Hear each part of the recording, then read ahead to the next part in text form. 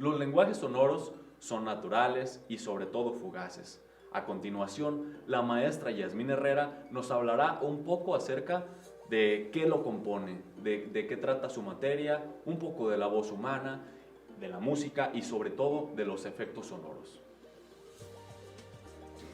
Hola, mi nombre es Yasmín Herrera, soy licenciada en Ciencias y Técnicas de la Comunicación, también tengo una maestría en Desarrollo Organizacional y Humano. A continuación hablaremos un poco acerca de qué son los lenguajes sonoros y en qué consisten.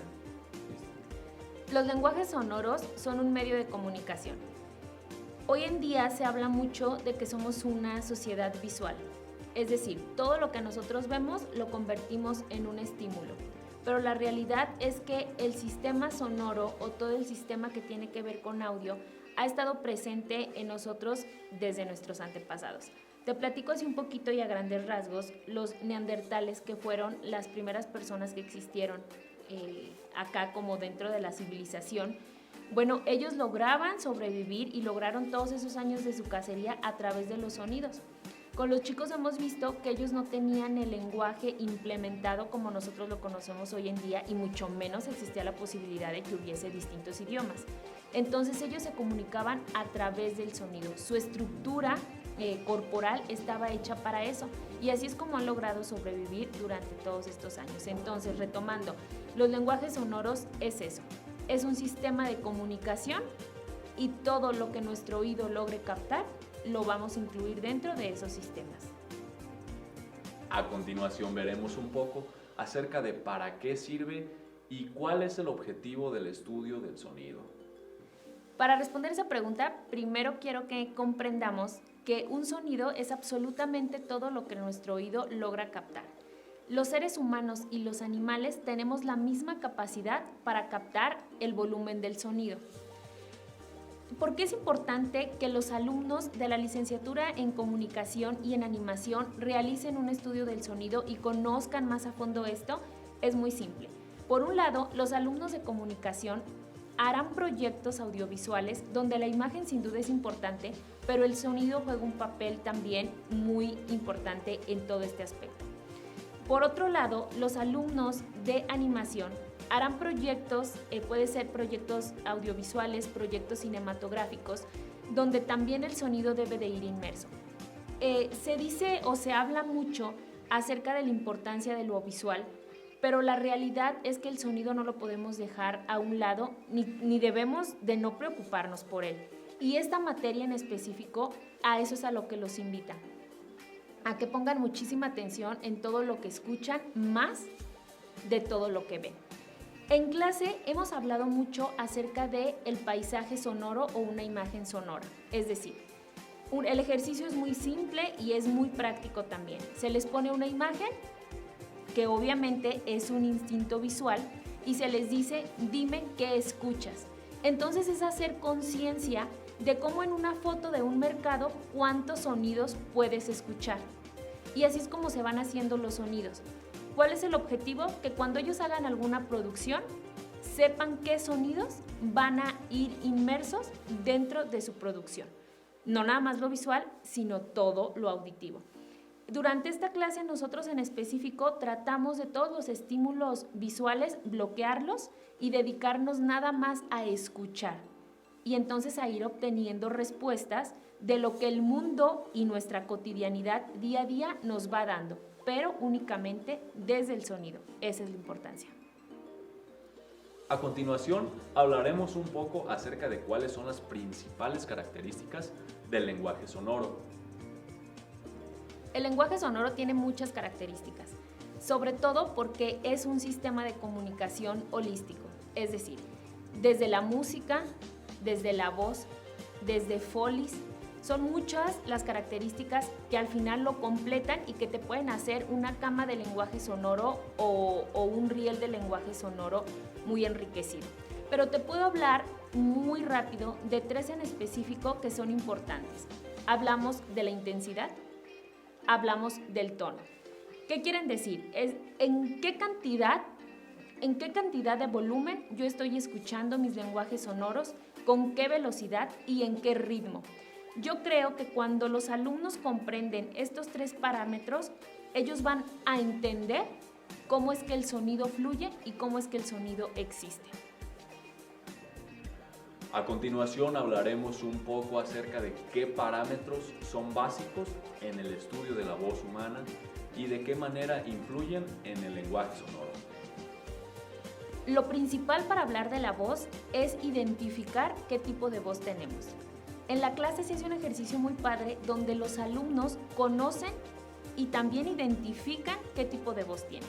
Bueno, ya sabemos que las voces se clasifican en tenor, en soprano, etc. Entonces los alumnos se dan cuenta qué tipo de voz tienen y a partir de ahí, qué variaciones pueden hacer con su voz. Una de las actividades que nosotros tenemos como práctica dentro de esta asignatura es el doblaje. Entonces los alumnos deben de conocer su tipo de voz para entonces saber qué tipo de personajes ellos pueden doblar. Y es una actividad divertida, pero también es una actividad que los estresa un poco porque estamos acostumbrados a hablar como normalmente lo hacemos. Entonces, cuando el reto es cambiar tu voz para darle vida a un personaje que no existe, ahí viene como el mayor reto. Dentro ya de todo este estudio, los alumnos también identifican que hay voces cálidas, que hay voces dulces, que hay voces de estruendo y entonces van conociendo acerca de su diafragma, de cómo es que hablar es importante, pero es importante hablarlo desde la salud. No es lo mismo como nosotros hablamos coloquialmente a cuando estás en un estudio de grabación, que los alumnos por supuesto que entran, y entonces tienes que forzar a tu voz y a tu cuerpo para hacer un tipo de sonido distinto al que normalmente tú emites. Entonces, hablamos acerca de eso, hablamos también mucho de la dicción, cómo es que las muletillas están súper presentes en nuestra cotidianidad y cómo un alumno que cursa esta materia ya no puede tenerlas, porque aparte se hacen parte de su cotidianidad y entonces cuando entran al estudio de grabación las siguen teniendo presentes y bueno, ahí tenemos como tiempos perdidos o tiempos muertos, yo les comento, pero el objetivo es ese, ¿no? Que cuando se toca el tema de la voz, ellos puedan desarrollarse plenamente y obviamente estoy yo de la mano para guiarlos en todo su proceso comunicativo. En el estudio de la música, ¿qué cualidades existen y por qué o para qué son importantes para la materia? La música es otra parte súper importante de los lenguajes sonoros. Como ya hablamos, pues primero dijimos qué es el sonido, luego estamos hablando un poco de la voz y llegamos a un punto medio y llegamos otra vez. La música es otra parte súper importante de los lenguajes sonoros. Los chicos ya conocen entonces que la voz es importante, que todo lo que ellos escuchan es importante, pero la música, sobre todo para las producciones, también es un punto medular.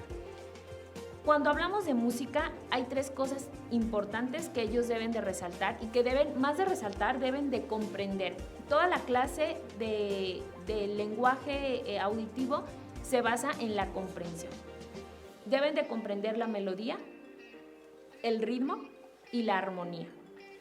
Obviamente también hablamos que para la música existen diversas variaciones y que ellos pueden crear una música desde cero, con instrumentos caseros y obviamente pueden también utilizar pistas que ya están hechas para acompañar todas sus producciones. En esta materia en específico, lo ideal es que los alumnos lo vayan creando. Te platico así muy rápido.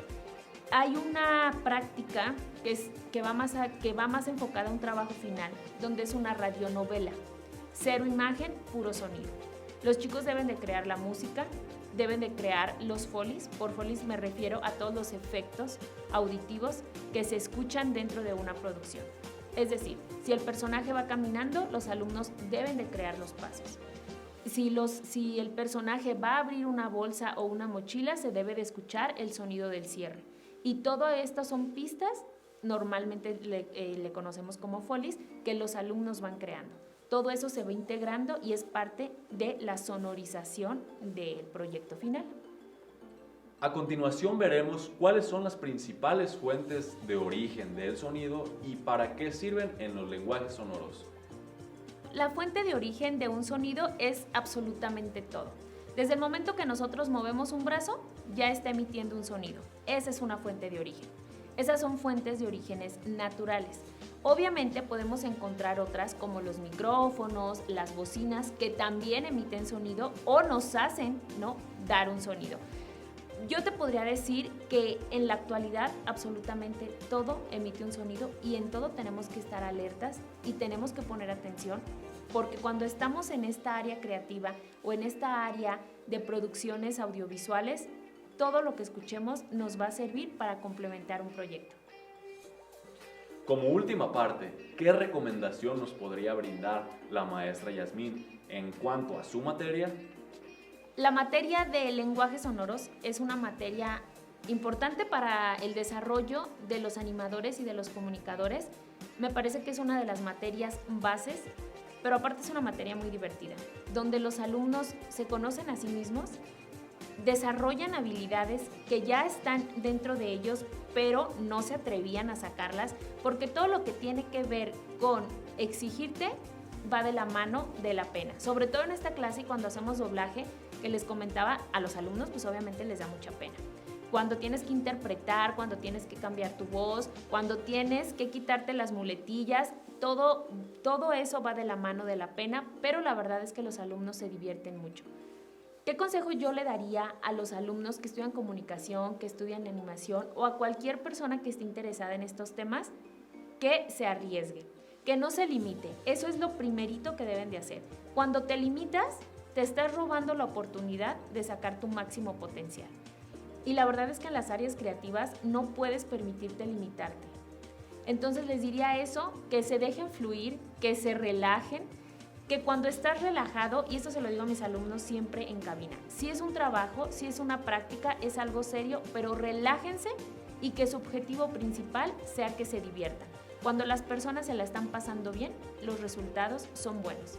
Cuando las personas están tensas, los resultados van a ser malos y nunca vas a volver a querer hacer esa actividad por lo que te recuerda. Entonces, que se diviertan, que la pasen bien y sobre todo que se relajen. Hasta aquí la cápsula del día de hoy. Mi nombre es Cristian Camacho y te recordamos seguirnos en nuestras redes sociales si te gustaría ver más contenido como este.